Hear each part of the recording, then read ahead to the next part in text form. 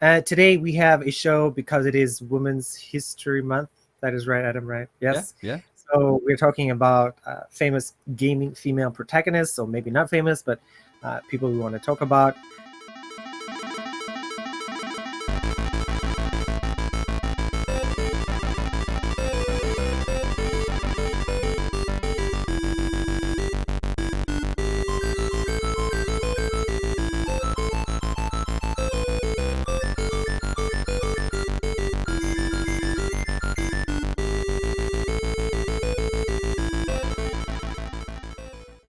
I mean, Adam, you mentioned streaming as well, right? Why do you think the one of the most successful female streamers all play like Apex or Valiant or that sort of stuff?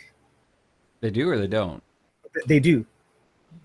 Uh, Again, I think it's kind of that stereotype where if I think it's kind of a novelty thing for people, where you have this stereotype that girls don't play those games. So when you do, guys are like, oh, and that's yeah. So I think it's as bad as this is going to sound, I think it's kind of the freak show aspect of it in a way.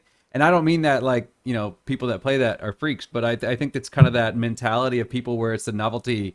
It's that same idea where it's like this is something that's so bizarre to me that to see it, it's just what. And then I don't think this is true. And then I think back to competitiveness.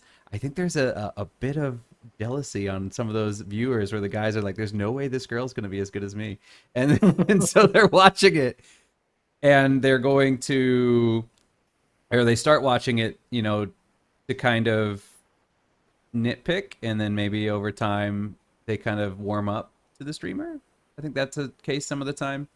But yeah, I think it's just also too. There are just so many male streamers, right? That if you have a female streamer, they're going to stand out. That's just how it's going to be. So it's just yeah. I don't know about America or especially for the French streamers market.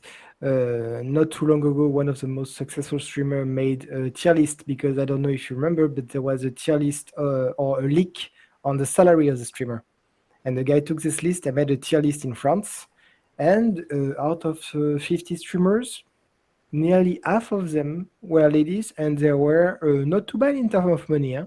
So it's not 50-50, but it's very close to, at least in France.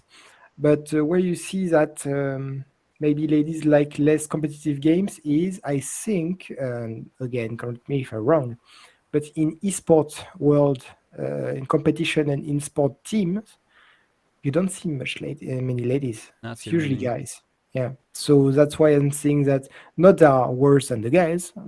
I think they maybe have less competitive spirits. I don't know.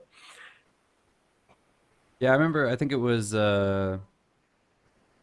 League of Legends, but there was a team here in Taiwan, and they had a female on the team. But even then, apparently, I guess people were saying that she wasn't actually as good as some of the other players on the team, and so whenever they did the big competitions, she wasn't playing, but Ouch. she was purely on the team to kind of get that. Marketing attention? Yeah, it was purely a marketing Ooh, stunt. that's bad. Yeah, so I mean, she wasn't bad; she was good, but she just wasn't.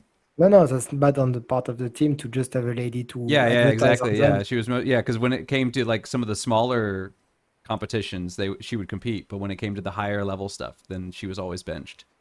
So it was like, yeah, it was purely like a publicity thing.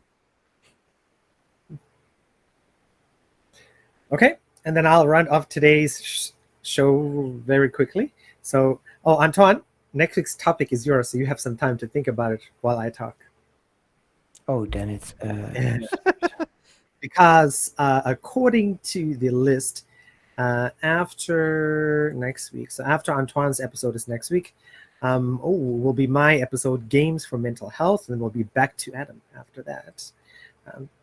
So yeah, my female protagonist, even though as I was thinking about this topic today, I think last week I ended up choosing Lara Croft from Tomb Raider, voiced by Laura Bailey, of course, from Critical Role. and I mean, you guys have heard Laura Bailey as well. I believe she plays the female Commander Shepard on Mass Effect as well. Another great female protagonist. Yes, exactly. Lots of people have said, that the female Commander Shepard was the real way you should have played Mass Effect back in the day.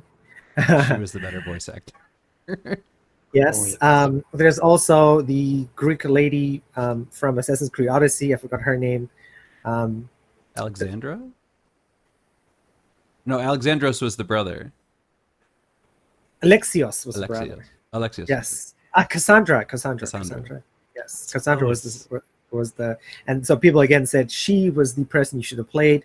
I ended up playing. I tend to play mostly male characters, but of course Tomb Raider, you don't have a choice. But yeah, I remember growing up Diablo 1 back in the day. You had the mage, the archer, the warrior, and the archer was the female character, and my brother played it. I'm like, oh, that's pretty cool. But I played this Tomb Raider back in the day, and it was like totally blew my mind because I'd never played a game with a female protagonist. And I'm like, wow, the voice acting was really amazing. And in the beginning of the first Tomb Raider, this is not going to spoil anything, right? It's like freaking Laura gets beat up as hell, and she like impales herself on a wooden spike, and then the pain is just like, oh.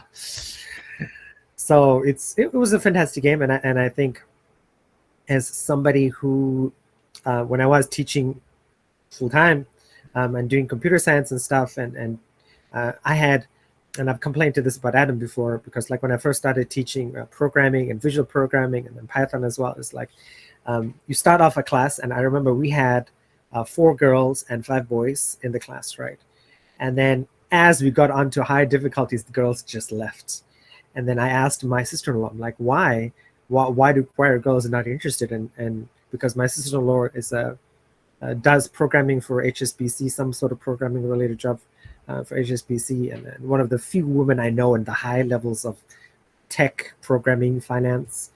And she said it's just because as a man, we don't teach programming or stuff in the way women want to learn. And I realized that's kind of true, because when I was teaching, making games and stuff, like the girls wanted to make like fashion games and My Little Pony sort of stuff, and the boys are like, no, we want to shoot, kill, fight, that sort of stuff. And so and I remember one of my students was like, oh, when are we going to make this kind of game? And we did make a fashion game, but the boys hated it. They're like, what's the point of playing dress up? I'm like, it's not that bad. I'd like to put myself in a game and dress stuff up, and it's great. But yeah, no, I think clearly never played an MMO. Yes. And yeah, so I definitely hope and that there will be more representation. You guys probably know like Annapurna Interactive. They do a lot of sort of, I would say, female-oriented games, or games that are made definitely more for women in a sense. And I think we need more companies and more directions like that, despite the backlash amongst male gamers. It's something that's got to happen because we've got to expand the market.